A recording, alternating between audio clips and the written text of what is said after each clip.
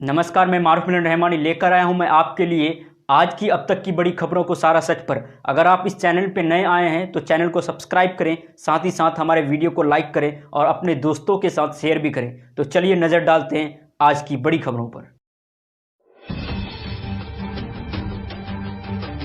बिहार की नई नीतीश सरकार ने अभी तक कैबिनेट की 8 बैठकें की है। इसमें 6 बैठकों में नए पदों के सृजन को मंजूरी दी गई है। इस तरह नीतीश सरकार अभी तक कुल 4670 नए पद बढ़ा चुकी है। मंगलवार को हुई बैठक में भी नीतीश कैबिनेट ने 292 नए पद बनाने को मंजूरी दी है। इससे पहले 12 जनवरी को नई सरकार की छठी कैबिनेट मीटिंग में राजस्व विभाग के 3883 नए पदों पर मुहर लगी थी। सरकार अपनी दूसरी कैबिनेट बैठक में 200 पद, तीसरी में 32, चौथी में 44 और पांचवी में 169 पद बनाने को मंजूरी दे चुकी है।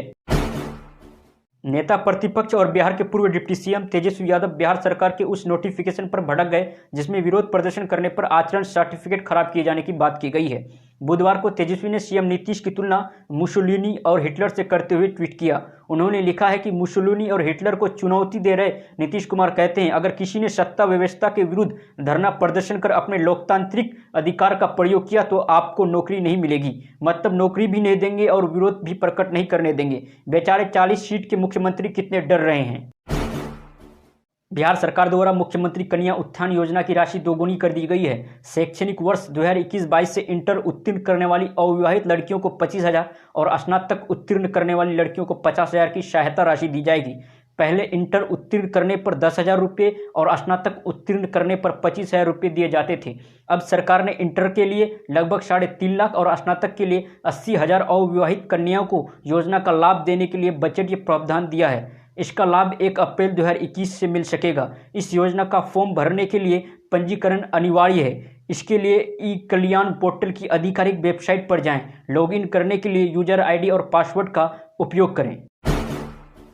हरियाणा के जींद में जारी किसान महापंचायत के दौरान लोगों की भीड़ के कारण राकेश टिकैत का मंच टूट गया। जिस समय यह हादसा हुआ उस दौरान मंच पर टिकैत के अलावा कई दूसरे किसान नेता भी मौजूद थे।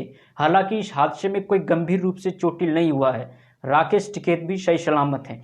इस महापंचायत ने 5 प्रस्ताव किए जिनके मुताबिक स्वामीनाथन आयोग की रिपोर्ट को लागू करने, तीनों कृषि कानून वापस लेने, किसानों के कर्ज माफ करने, एमएसपी पर कानून बनाना और पकड़े गए किसानों और जब्त ट्रैक्टरों को छोड़ना शामिल है। ये महापंचायत जींद के कंडेला गांव में हुई थी और इसमें किसानों के अलावा हरियाणा के कई बड़ी खापें भी शामिल हुई।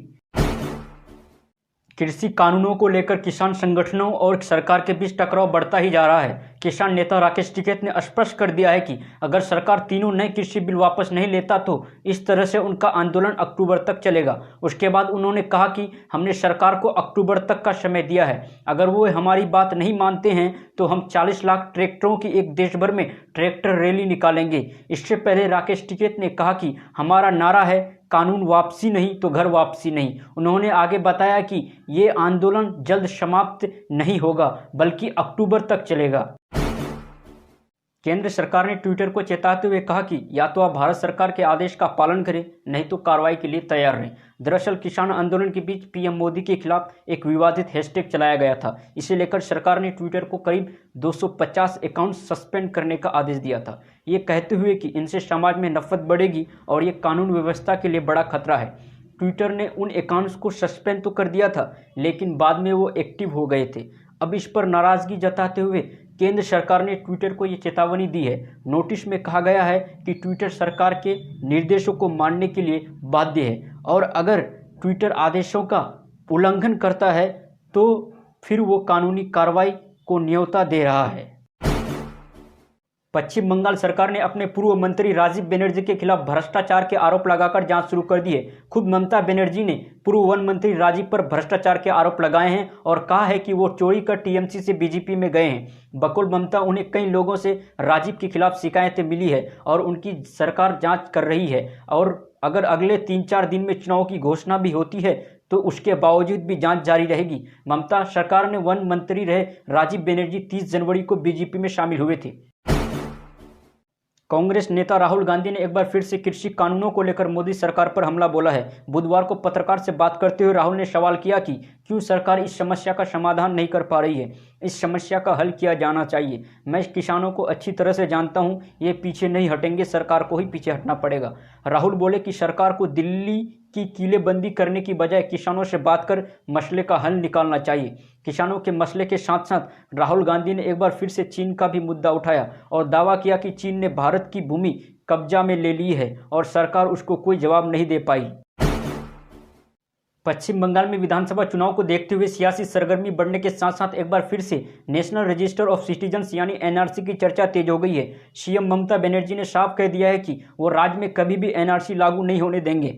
बुधवार को एक रैली के दौरान उन्होंने कहा कि बीजेपी एनआरसी के नाम पर लोगों में डर पैदा करना चाहती है, पर पश्चिम बंगाल में ऐसा नहीं होने दूंगी।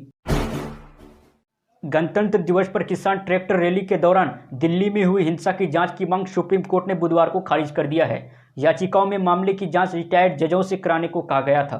Chief justice CJI S A Bobde ने कहा, सरकार इस मामले में अपना काम कर रही है, जांच में कोई कमी नहीं है। सीजीआई ने आगे कहा, सरकार ने इसे काफ़ी गंभीरता से लिया है। हमने प्रधानमंत्री का बयान भी सुना है, उन्होंने कहा है कि कानून अपना काम कर रहा है, इसलिए सरकार को इसकी जाँच करने दीजिए।